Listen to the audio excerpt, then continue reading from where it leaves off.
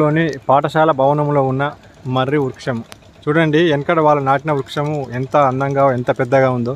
ఇలాంటివి మీకు అరుదుగా కనపడతాయి. ఇవి స్కూల్లో ఉంది కాబట్టి ఈ చెట్టు బతికిపోయింది.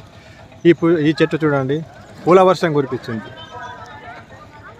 ఈ రాళ్ళ చెట్టు చూడండి ఎంత బాగుందో, ఎంత పెద్దగా, ఎంత విశాలంగా, ఎంత ఆక్సిజన్ ఇస్తుందో అంటే మీకు చెప్పలేనంత ఆక్సిజన్ ఇస్తుంది. 24 hours ఆక్సిజన్ ఇస్తుంది. అంటే ఎన్నో మంది ప్రాణులు ఈ చెట్టు ద్వారా బతుకుతున్నాయి.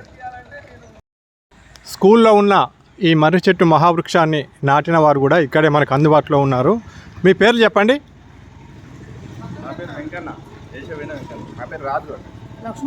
చూడండి, వీరు నాటిన వృక్షము ఈరోజు మనకు ఇంత ఈ స్కూల్ పిల్లలకు ఎంతటి ఆరోగ్యాన్ని ఇస్తున్నదో, అదేవిధంగా ఈ రాళ్ళ చెట్టును కూడా వాళ్ళే నాటి పోషించారు.